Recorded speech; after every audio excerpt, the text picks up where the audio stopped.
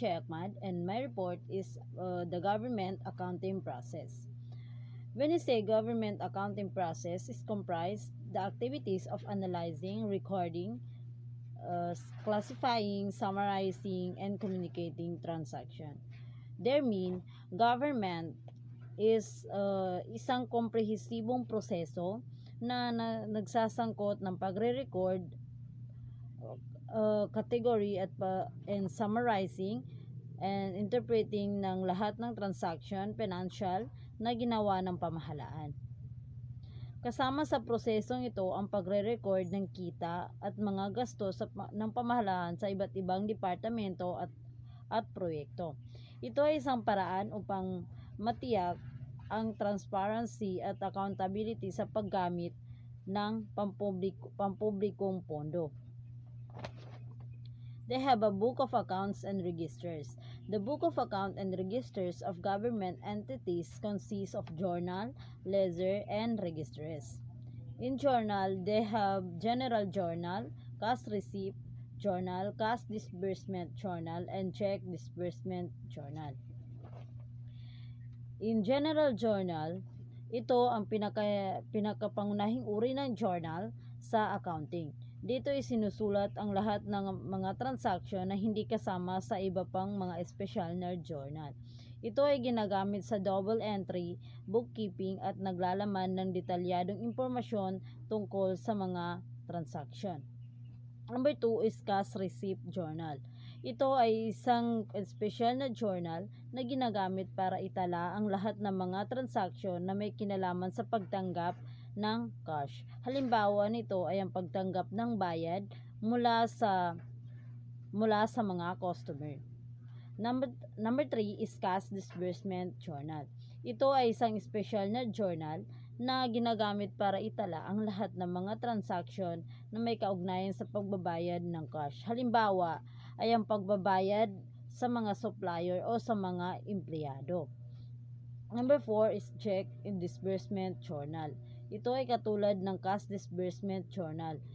Ngunit ito ay special na ginagamit para sa mga transaksyon na may kaugnayan sa pagbabayad gamit ang cheque.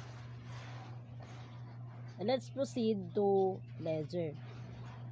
They have two types of ledger, general ledger and subsidiary ledger. When you say general ledger, ang general ledger ay isang pangunahing ledger na naglalaman ng pangkahalatang impormasyon sa mga transaksyon ng isang negosyo.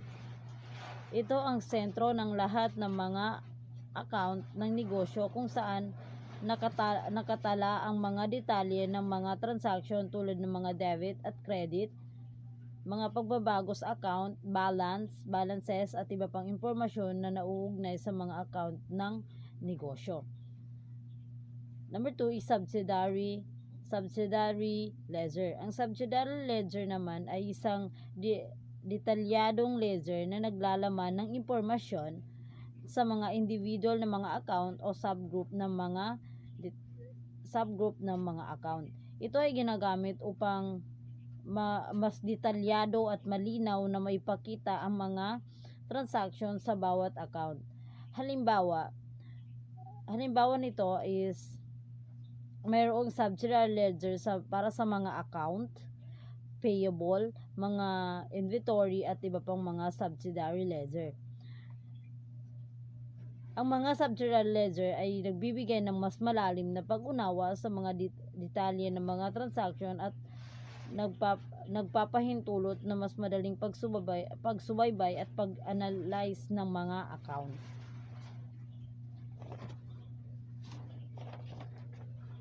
And next is registries. Ito rin yung budget registries, and they have 4 budget registries. Number 1 is registries of revenue and others received or RROR. Ginagamit ito upang subaybayan ang mga budget na halaga, actual na collection at remittance ng mga kita at iba pang resibo. Number 2 is registers of appreciation and allotments or RAPAL. Ginagamit upang subaybayan ang mga appreciation at allotment. Layunin layunin nito na tiyakin na hindi lalampas ang mga allotment sa mga appreciation. Number 3 is registers of allotments, obligation, and disbursement or RAOD. Ang RAOD ay ginagamit upang may record at subaybayan ang mga allocation, obligation at paglabas ng pondo ng pamahalaan.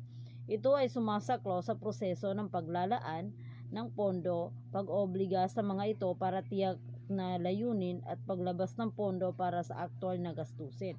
Ang RAOD ay nagbibigay ng komprehensibong impormasyon tungkol sa mga transaksyon ng pondo na pamahalaan na tumutulong sa pagsubaybay sa gastusin at pagsunod sa mga kinakailangang patakaran sa pag-budget.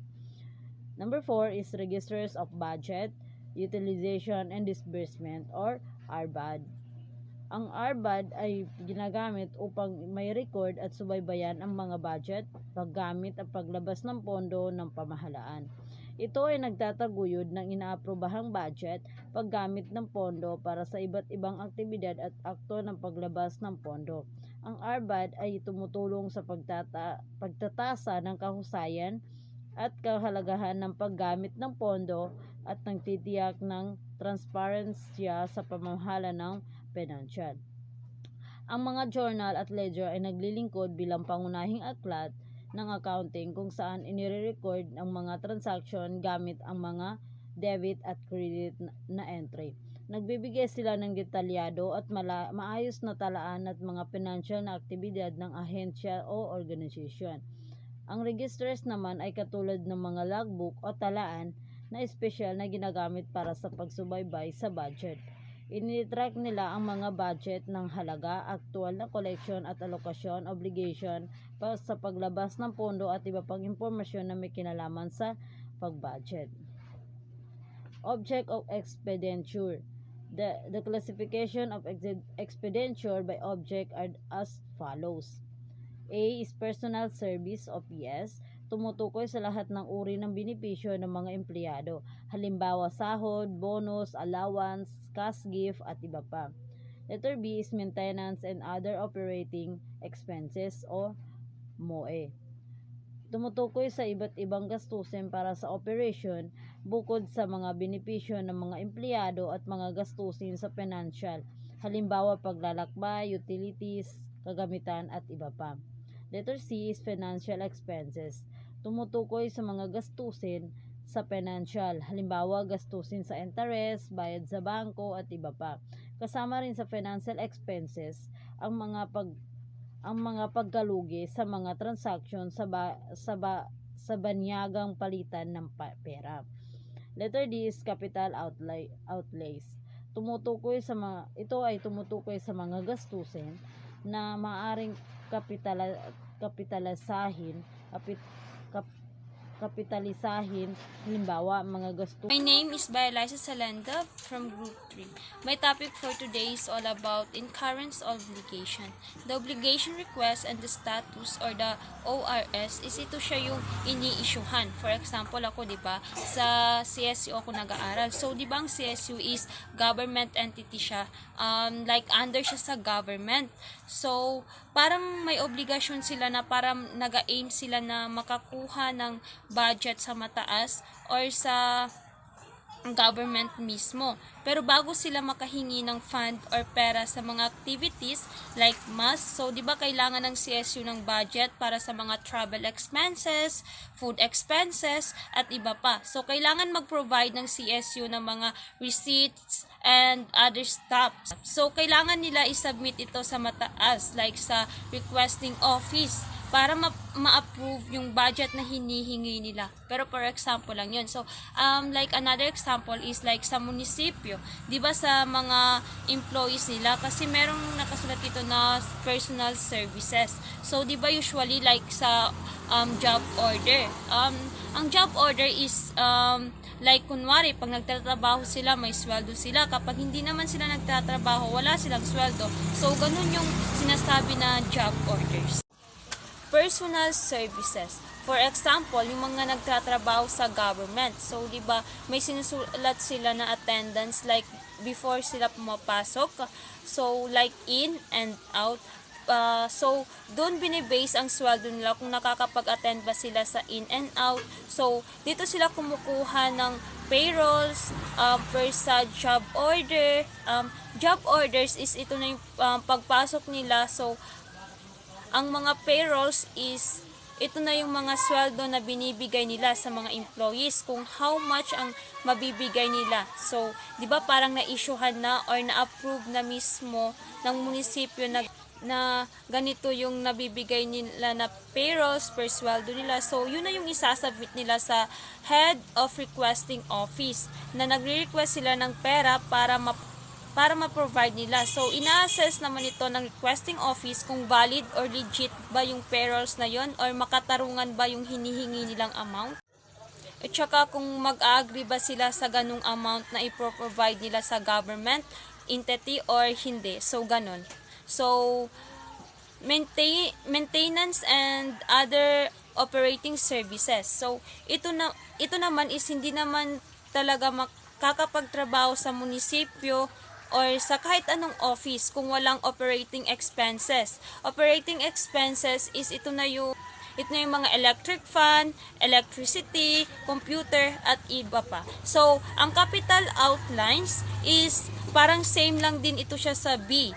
Connected din siya sa letter B. So, ito naman yung itsura ng ORS na isasubmit nila para ma-validate or ma-approve yung ni-request nila. So, sa payee is ito na yung parang inuutusan na mag-request sa entity.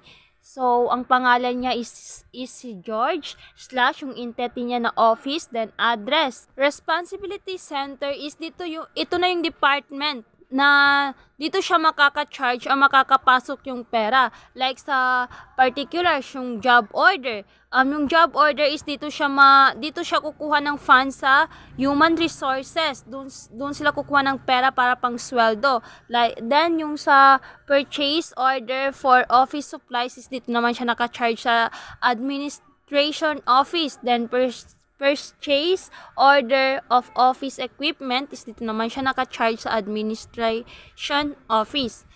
So, ang certified ay ibig sabihin sila yung mag-a-approve.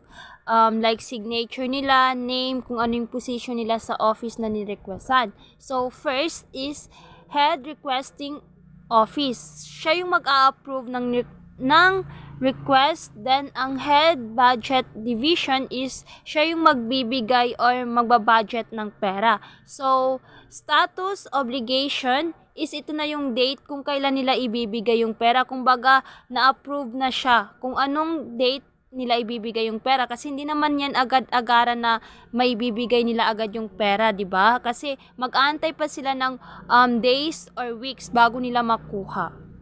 Kasi kailangan nila pang i-audit yung kung magkano lahat yung magagastos. Simplify the illustration, only one ORS is separated for the 3 contracts. So, ibig sabihin daw is illustration lang kasi ito siya, hindi in real life. Kasi pag sa in real life daw is kailangan is dito sa responsibility center is kailangan tag-isa-isa yan siya may submit yung human resources, administration office, and 'di ba kanya-kanya diyan sa particular is magkakaiba kasi ng amount na hinihingi. So kailangan 3 copy yung kailangan na maipasa nila. So, register of allotments, obligation, and disbursements. So, di ba dito na-approvean na siya. So, titingnan siya ng registry kung ano yung may available na pera na pwedeng mabigay kung sa registry, kung sa agency fund ba, sa general fund, or sa trust fund. Kung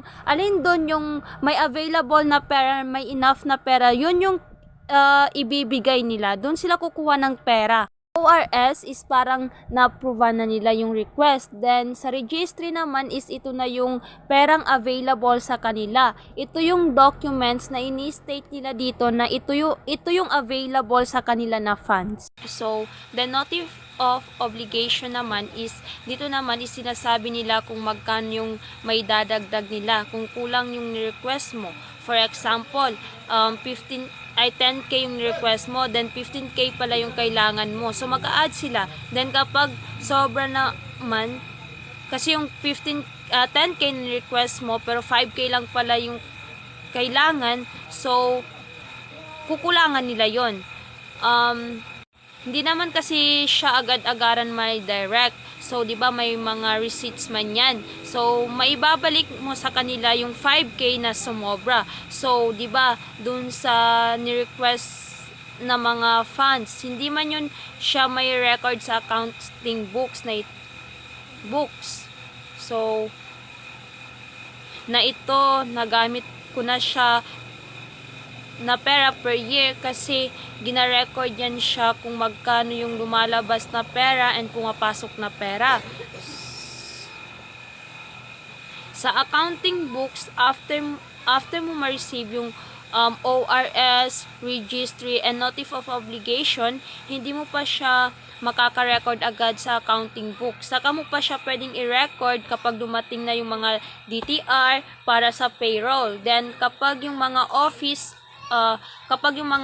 equipment ay nakarating na mismo sa office, yung mga biniling object, so dun pa lang siya pwedeng i-record sa accounting books. Pero kapag hindi pa siya dumarating, like to be requested pa siya, ang i-record lang sa registry ay not yet due and demandable. Is that government entities and business entities use the term obligation or the phrase incurrence of obligation differently.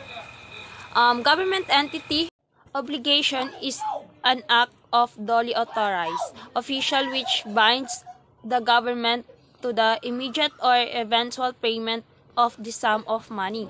Obligation may be referred to as a commitment that encompasses possible future liabilities based on current contractual agreement. Business entity obligation is another term for liability. Have a nice day, everyone. My topic is all about disbursement authority. Disbursement authority notice of cash allocation NCA entity are received notice of cash allocation from the DBM amounting to 200,000 net of tax. It means it is document usually to an agency, usually government employees, na kung saan may liquidate o may monitor sila because it is obliged for them kasi nasa batas ito. At it involves also money, tax, remittance, advance, loans, at iba pa. The next is the registries used to monitor the NCA are the following. So, meron tayong dalawa. Letter A, registry of allotment and notice of cash allocation or RANCA. Used to determine the amount of allotment not covered by the NCA and to monitor the available balance of NCA. Next is letter B, registry of allotment and notice of transfer of allocation or RANTA. Used to determine the amount of allotment not covered by notice of transfer of allocation and to monitor the available balance of NTA. So, we have 4 journal ABCD. The first journal is General Journal, used to record transaction not recorded in the Special Journal. Letter B, Cash Receipt Journal, used to record the report of collection and deposit and cash receipt, the register of collecting officer. Next is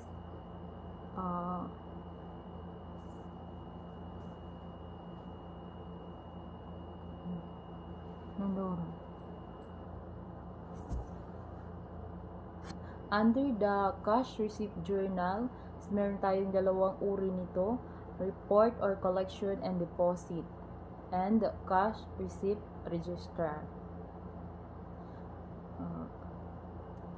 Report of collection and deposit prepared by a collecting officer to report his/her collection and deposit to an authorized government depository bank, and cash receipt register used by field offices without a complete set of books to record their cash collection and deposit in the book of their mother unit.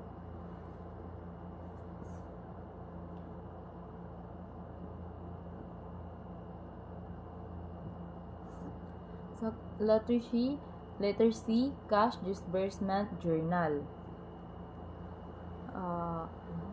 Used to record the cash disbursement of the disbursing officer. And letter D, check disbursement journal. Used to record the check disbursement of the disbursing officer. Next, the ledgers. Letter A, general ledger. General ledger summarize all transactions recorded in the journal. Accounts in the general ledgers are arranged according to their sequence in the revised chart of accounts. Letter B, subsidiary ledger. Show details of each control account in the general ledger.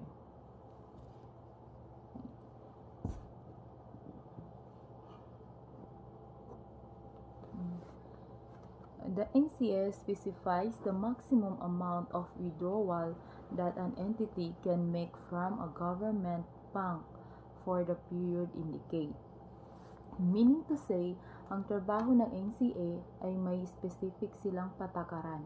Like, if you are under government employee, tapos maglo-loan ka, sasabihin nila sa'yo kung magkano ang halaga ng mautang mo at kung hanggang kailan or taon mo ito matapos mabayaran specifically.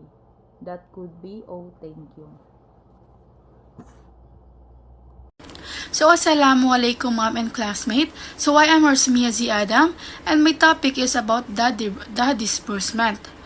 So, the disbursement involves the release of funds or payments to various entities, such as vendors, contractors, employees, and beneficiaries for goods or services provided or obligation fully filled.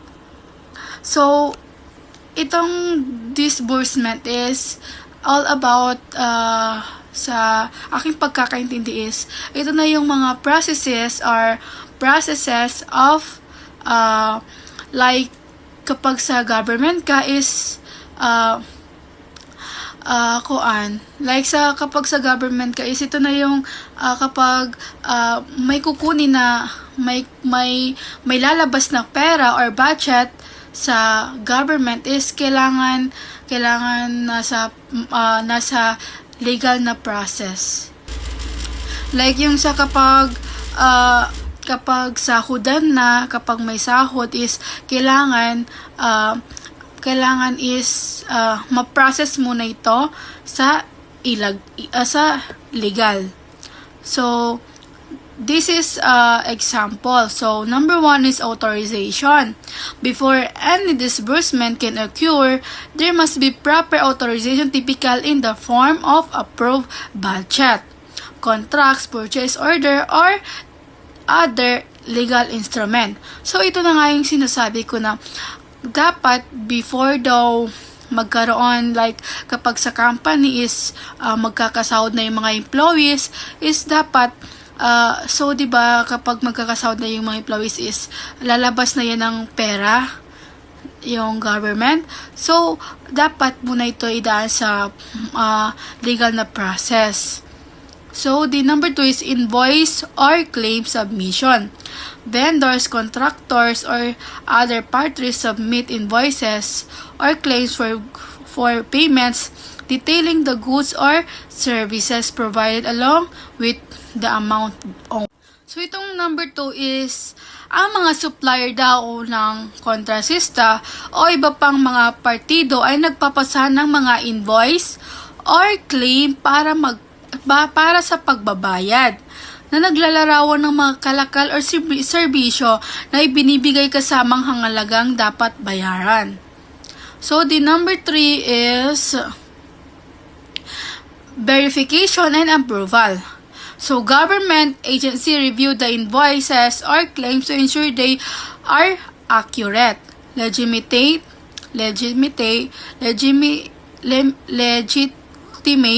and within budgetary constraints. Once verified, the invoices are approved for payments. So, itong number 3 is sinusuri ng mga ahensya ng pamamalahan ang mga invoice o claim upang tiyakin na ito ay tama, lehitimo at nasa loob ng mga limitation na budget. Kapag napatunay na tamang mga invoice ay aprobahan para sa pagbabayad. So ito na yun, sinusuri nila ng maayos yung mga invoice or claim para tiyakin na tama ito. So kapag ito ay tama is kapag ito ay tama is pwede na silang mag-invoice at para probahan sa pagbabayad. So, the number 4 is payment processes. So, after approval, payments are processed through the government's financial system. This may involve generating checks, indicating electronic funds transfer, or other payment methods. So, pagkatapos ng pahintulot, ang mga bayarin ay pinoproseso sa mga sistema ng pananalapi o pamamahala. Maaaring ito ay magpapagawa ng mga tseke, magpapadala ng mga elektronikong paglilipat ng pondo o iba pang mga paraan ng pagbabayad. So, the number 5 is recording transaction. Every disbursement transaction is recorded in the government accounting. So, recording transaction, ito na yung kapag may nilalabas na pondo or pera is naka-record na ito sa government accounting. This includes recording the expense or liability, updating budgetary accounts, and documenting the payment method used. So, yun nga. Kailangan talaga ma-process ng maayos, no? Kasi para walang maganap na para walang maganap na corruption. Ayon. So, kailangan talaga i-process ng maayos at i-record ng maayos. So, the number 6 is reconciliation and reporting. Periodically, the government reconciles its disbursement transaction with bank statement and other financial records to ensure accuracy. Reports summarizing disbursement are often prepared for internal management and external stakeholders. So, ito na yung sa regular na pagitan, sinusuri ng pamamalahan ang mga transaksyon ng paglalabas ng pondo, kasamang mga bank statement at iba pang mga record sa pananalapi upang tiyakin ang katiyakan. Karaniwang inihahanda ang mga ulat na naglalarawan ng mga paglalabas ng pondo para sa mga panloob na pamamahala at mga tagapagkinig mula sa labas. So, the number 7 is compliance and audit.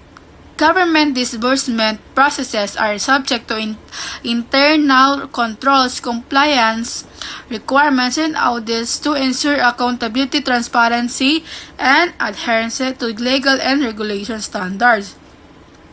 So ito na yung ang mga proseso ng paglalabas ng pondo sa pamamahalaan ay nasasailalim sa mga kontrol ng pagsunod ng mga kinakailangan compliance at pagsusuri upang tiyakin ang pananagutan, pagsasalin kalaman at pagsunod sa mga batas at regulasyon. So, in other words, is ang proseso ng paglalabas ng pondo ay sa pamamahala sa accounting ay mahalaga para sa wastong pamamahala ng pampublikong pondo upang tiyakin na ang mga pagbabayad ay ginagawa ng wasto sa tamang oras at alinsunod sa itinakda ng mga pamamaraan at regulasyon. So that's all. Thank you. Assalamualaikum. I'm Narshahani Zibo. So my topic today is about remittance of amount withheld. What is withholding tax? Withholding taxes or WHT are amounts withheld in the payments of service or goods and remitted directly to the government on behalf of your suppliers and or employees. Due to change brought in 2018 by Republic Act Number 10963, also known as the Tax Reform for Acceleration and Inclusion (Train Law), withholding taxes are how governed by a set of different rulings. So, ang holding tax ay ang kita na kinukuha ng employer mula sa cheque ng sweldo ng isang empleyado at ipinadala sa federal, state at o local na pamahalaan. Ito ay kinakalkula batay sa halaga at ng kita na kinikita, katayuan ng pagpuno ng babayad ng buwis, ang bilang ng allowance na claim at anumang karagdagang halaga ng kahilingan ng empleyado. Withholding tax. The term withholding tax refers to the money that unemployed deducts from an employee's gross wage and pays directly to the government. The vast majority of the people who unemployed in the United States are subject to the withholding. The amount withheld in a credit against the income taxes the employee must pay during the year. Ang terminong holding tax ay tumutukoy sa pera na ibinabawas ng isang employer mula sa kabuuang sahod ng isang empleyado at direktang binabayaran sa gobyerno, at ang halaga ng pinigil ay isang kreditiko laban sa mga buwis na kita na dapat bayaran ng empleyado sa loob ng taon. With the holding tax system, the government shifts the responsibility of tax collection from the Bureau of Internal Revenue or the BIR to the individual or businesses, the withholding agents. Ang withholding agent ay isang tao, entity na may control sa pagbabayad na napapailalim sa withholding tax. Ang halaga ng buwis na ibinabawas mula sa pagbabayad na ginawa at pinadala ng withholding agent ng direkta sa gobyerno. Sa sistemang ito, ang mga negosyo ay may mabigat na responsibilidad dahil sila ay tinuturing na alam na sila ay mga ahente na pagpigil at alam ang mga uri at halaga ng buwis na ibabawas at ipapadala.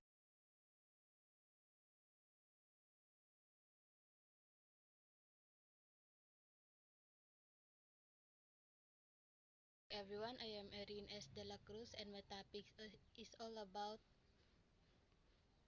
the reversion of unused notice of cash allocation. Reversion of unused of cash allocation ng mga entidad or entities ng pamahalaan ay kinakailangan na ibalik or anumang hindi nagamit na NCA or ng notice of cash allocation at the end of the accounting period. NCA is computed as follows. Cash Modified Disbursement System, regular. Receipt of NCA is 200,000. Then, advances for payroll is 25,000. Remittance to GCIS, Pag-ibig, and PhilHealth is 5,000 and is 170,000.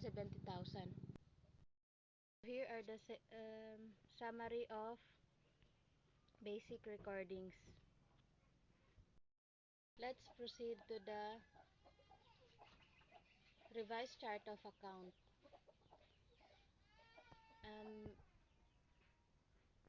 Ang chart of account ay isang listahan ng mga account na ginamit sa isang entity.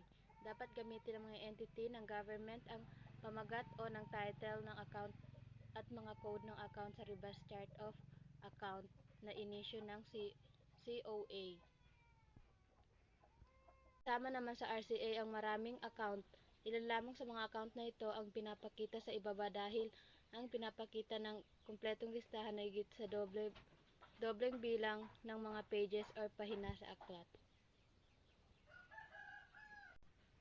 Each account in the RCA is assigned an 8-digit code as follows.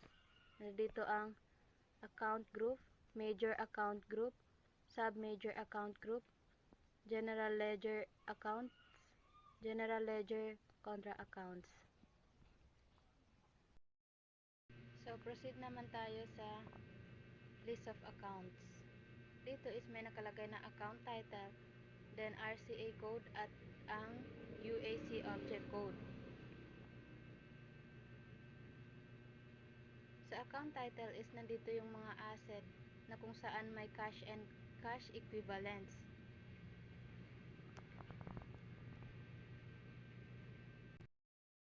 Cash and cash equivalent ay tumutukoy sa line item sa balance sheet na nagre-report ng halaga ng mga asset ng kumpanya na ang cash o maaaring i-convert agad sa cash. Kasama sa cash and cash equivalent ang mga bank account at ilang uri ng marketable securities tulad ng mga debt securities na may mga maturity na mas mababa sa 90 days. Second one is investment. Ang investment o pamuhunan ay isang asset o bagay na nakuha na may layuning magkaroon ng kita o pagpapahalaga. Ang pagpapahalaga ay tumutukoy sa pagtaas ng halaga ng isang asset sa overtime. Sunod naman is receivables.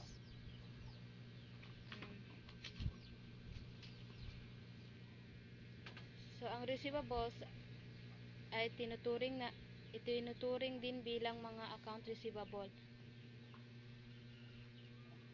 Ang mga utang sa isang kumpanya ng mga customer nito para sa mga kalakal o serbisyo na ginamit o naihatid ngunit hindi pa nababayaran. Ang apat is inventories.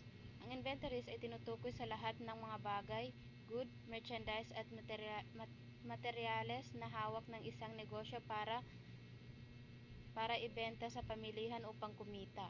Halimbawa, kung ang isang nagbebenta ng newspaper ay gumagamit ng sasakyan upang maghatid ng newspaper sa mga customer, ang newspaper lamang ang itinuturing na inventory.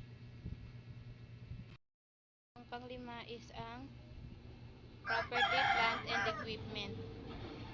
Ang property, plant, and equipment ay may mga pangmatagalang asset na mahalaga sa mga operasyon ng negosyo at sa pangmatagalang financial health ng isang kumpanya. Ang equipment, machinery, building at sasakyan ay lahat ng uri ng PPPA asset. Next is ang other asset. Ang other asset ay isang grupo ng mga account na nakalista bilang isang hiwalay na line item sa section ng mga asset ng balance sheet. Ang line item na ito ay naglalaman ng mga minor na asset na hindi natural na umaangkop sa alinman sa mga pangunahing kategory ng asset, gaya ng mga kasalukuyang asset o ng fixed asset. Then the next is ang liabilities. Ang liabilities ay mga utang o obligasyon na inutang ng isang tao o kumpanya sa ibang tao. Halimbawa, ang isang liability ay maaaring kasing simple ng isang IOU sa isang kaibigan o kasing laki ng multi-billion dollar na pautang para makabili ng isang tech na kumpanya. Then the last one is financial liabilities. Dito naman ay isang obligasyon na kailangan bayaran o ihatid ng isang kumpanya o individual.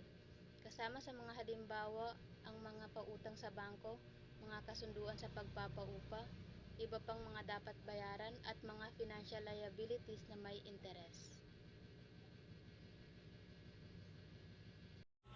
Good morning everyone, especially to you ma'am. My name is Rehana Yu Amboa and my topic is about government accounting cycle. In this section, we will have an overview of accounting cycle of a government entity. Here is a list of the things that we will be learning. Then, number 1, appropriation. Ang appropriation ay tumutukoy sa paglalaan ng pondo o mga mapagkukunan para sa tiyak na layunin o paggamit. Ito rin ay tumutukoy sa proseso kung saan ang mga parlamento o kongreso ay nagbibigay autorisasyon sa paglaan ng pondo mula sa pampubliko para sa iba't ibang programa ng pamahalaan. Then number 2, allotment. Ang allotment naman is ito yung nagpapahiwatig ng pamamahagi o pagtatalaga ng isang tiyak na bahagi o porsyento ng isang bagay upang matiyak ang patas na pamamahagi dito. Then number 3, incurrence obligation. Ang incurrence obligation o ang pagkakaroon ng obligasyon ay tumutukoy sa proseso ng pagkakaroon o pagtanggap ng isang obligasyon o tungkulin na dapat nating tuparin or dapat nating gampanan. Number 4, disbursement authority NCA ito ay tumutukoy sa pagkapangyarihan o kakayahan ng isang tao, institusyon o ahensya na magpapamahagi o magbabayad ng mga pondo o halaga sa iba't ibang layunin ng benepisyaryo. Disbursement. Ang disbursement or pagbabayad is ito naman ay ang paglalaan or paglabas o pamamahagi ng mga pondo o halaga para sa mga gastos, obligasyon o transaction. Ang pagbabayad ay maaaring maganap sa pamamagitan ng pagbibigay ng salapi or paglilipat ng pondo sa isang account. Then number 6, billings, collections, and remittances. Billings ay ang karaniwang ginagawa ng mga negosyo o mga nagbibigay ng serbisyo. Ang paggawa ng billings upang humiling ng pagbabayad mula sa kanilang mga customer. Then, collection naman is ito yung mga pagkokolekta or pagre-record. Maaari ring gawin sa pamamagitan ng iba't ibang paraan tulad ng cash or sa cheque or pwede rin sa credit card o sa mga iba pang teknolohiya na ginagamit ngayon. Ang remittance is ito naman yung paglipat ng pera mula sa isang lugar patungo sa ibang lugar. Halimbawa nito is ang ating mga OFW is galing sa kanilang pinagtatrabahuhan sa ibang bansa nagpapadala sila ng pera patungo dito sa kanilang lugar. Then number 7 is unadjusted trial balance. Ang unadjusted trial balance ay isang preliminaryong financial statement na nagbibigay ng pangkalahatang idea ng mga account ng kumpanya at mga kanilang mga balance, bago pa man gawin ang anumang mga adjustment. Then, number 8, adjusting entries. Adjusting entries is layunin nito na sumunod sa accrual basis ng accounting. May dalawang pangunahing uri ng adjusted entries. Ang number 1 is accrual. Ang accrual is ito ay ginagawa para sa mga kita o gastusin na nakuha o naitala na. Halimbawa, kung ang isang kumpanya ay nagbibigay ng serbisyo o isang customer sa isang accounting period, ngunit hindi pa ito naibili, gagawa ng accrual upang ma-recognize ang kanilang kinita. Ang second is deferral. Ang deferral naman is halimbawa naman ito ay ang kanilang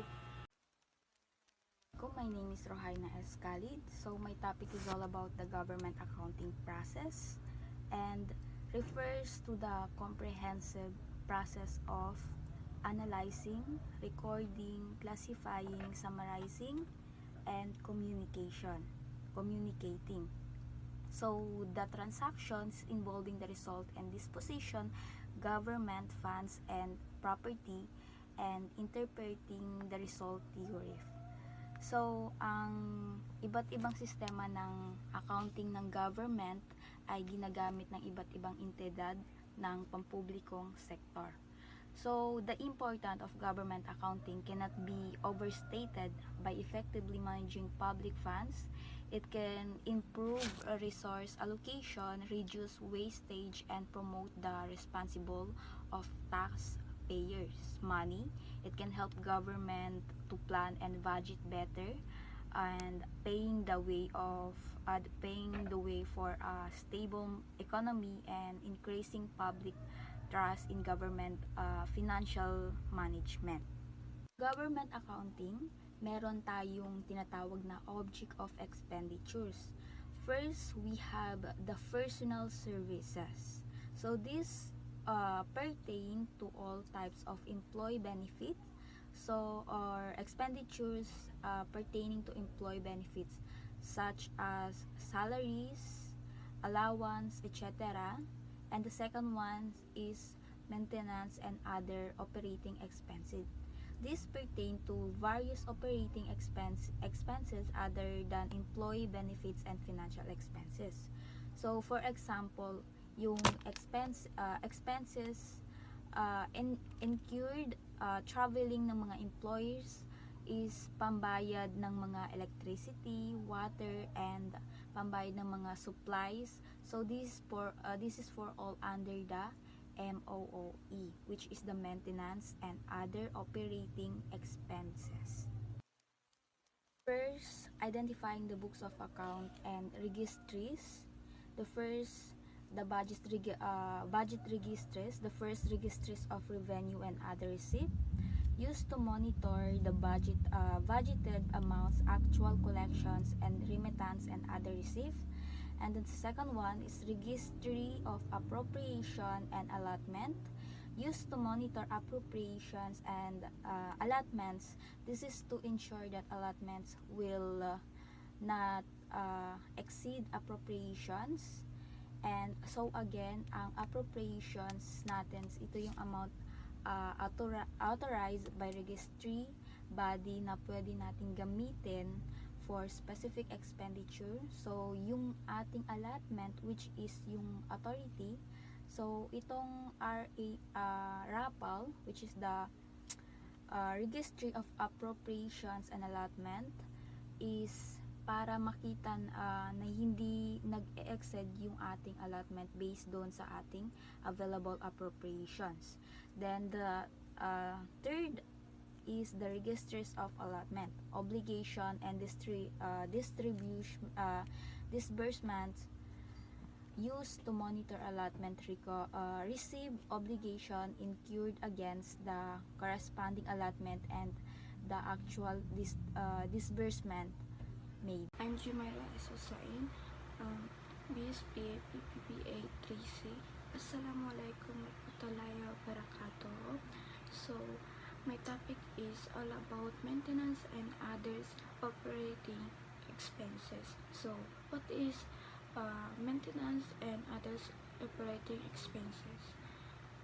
Ito na yung mga which is yan yung mga resibo na ng paghahatid ng mga binibiling gamit sa opisina mula sa mga nakaraang tao o obligasyon na hindi dapat bayan o hinihiling na obligasyon.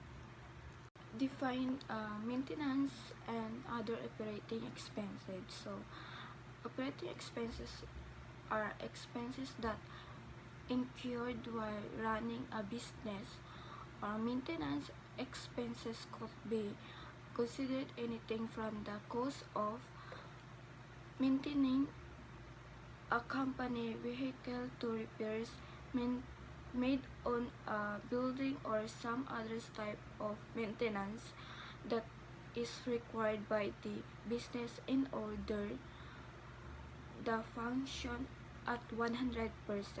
Many expenses have their own account, such as utilities expense, rent expense, insurance expense, interest expense, supply expense, just to name a few. Other expense may not have a expense account in which to record it, such as a travel expense, food expense, and other expenses. So, the meaning is, tumutukoy rin to sa mga panggasta upang masuportahan ang mga operating ng proyekto o programa ng mga limitadong supply at mga materials na transportasyon at kagamitang pangkumpanya at iba pa. Good afternoon. My name is Alondra Alipulo Lauban. Our topic today is about capital outlay. What is capital outlay? Capital expenditure or capital outlets means expenditure for the acquisition, cost of capital assets such as equipment, or expenditure to make improvement to capital assets that materially increase their value or useful life.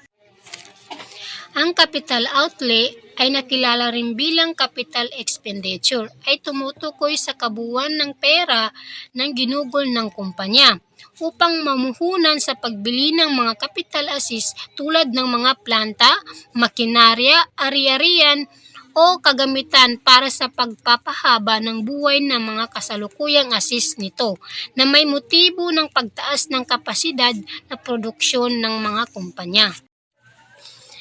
Capital outlay refers to the funds a business allocate for acquiring and maintaining is a long-term assets often referred as a CapEx or capital expenditure.